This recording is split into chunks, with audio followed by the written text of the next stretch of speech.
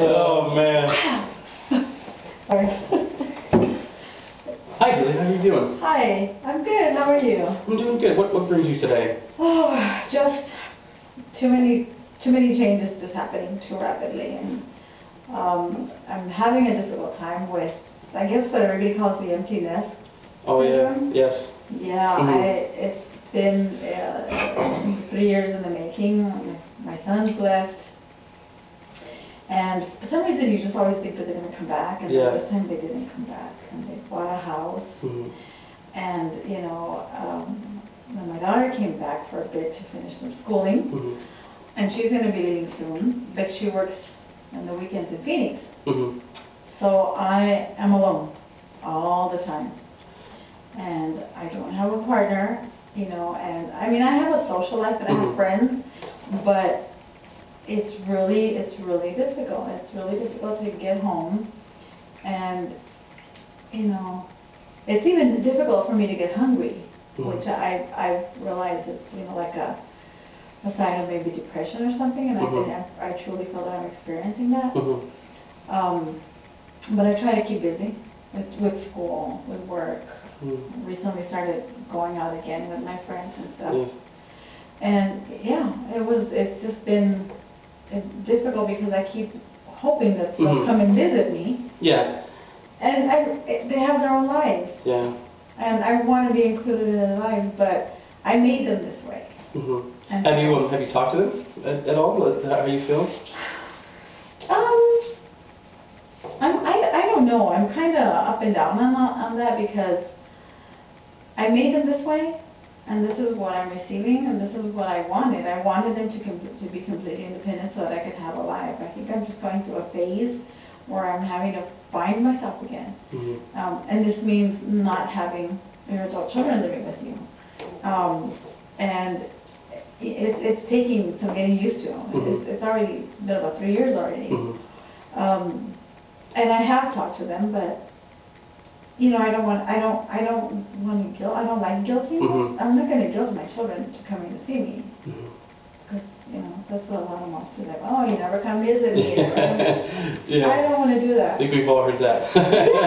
Yeah, I'm sure your mom, probably occasionally says something that you're like, oh, pack your bags, you're going on a guilt trip. That's right. That's what my oldest son says. Oh, pack your, and I'm like, but I'm not guilting you. I don't want you to be forced to visit me. I just want you to remember me occasionally. So on one hand, you're very proud of your children, but on the other hand, you want them to visit. You feel that loneliness at the house. I mean, there's no one there. What are your hobbies? What do you like to do? To try to break this cycle that you have right now? Well, as far as like hobbies are concerned, because I was a full-time mom and a full-time dad, my hobbies went pretty much by the wayside for my children. Like their hobbies were my hobbies. And now that they have their own relationships and lives, I have no hobbies. Baseball was the big one. We used to spend 24/7 watching ESPN. We had 3 ESPN channels. And we would all sit around with a remote control, switching it, watching the games constantly. And now they're working and they've got their relationships and their homes, and I don't get invited to watch ESPN anymore. So it's a difficult transition.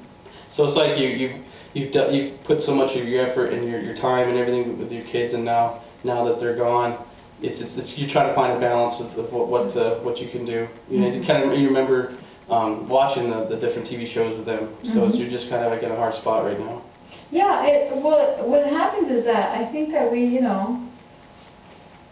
I think maybe because of my background, my parents, my sisters and my brothers, we were always together. And there was pros and cons to that. And so I decided to change it up and make my kids really independent of me. And now I'm like, oh, did I do too good of a job?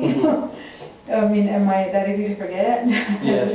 So I'm just sometimes I have issues with it, and then I say, you know what, this is what you wanted, and so I've been questioning a lot. Is this really what I wanted? And is there a time to change it? And if I change it, am I gonna regret it later because I'm gonna want my independence of my own because I figure that eventually I'm gonna have, you know, another relationship and I wanna travel and I do wanna have my own life. I'm just in that phase where they just left and I'm not supposed to be alone at 46, but I am. Well, let's focus on that. You said you like to travel. Where would you like to travel? I just like to get into my car and do road trips. I hop in the car and I throw blankets, flashlights, you know, some snacks. Let the music and go. I'll take up to Flagstaff. You know, the back roads are my buddies, you know, no matter how dangerous it is. But, you know, but this is the thing that I used to do with my kids. So everything takes me back to my kids. We used to get in the car and we'd all take off somewhere. It's just difficult. It's just difficult to have had. It's almost like it's like an emotional divorce. That's what it feels like. An emotional divorce. You know. Well, it seems like this is going to take some time, but I like how you're looking deep inside, trying to see what you like to do. You know, look at some goals and some hobbies that would kind of get your mind off of that, you know, being that loneliness that you have, you know. So it looks like we're out of time right now, so we'll meet the next session, okay? All right. Thank you. All right, that was good. That was great, you guys.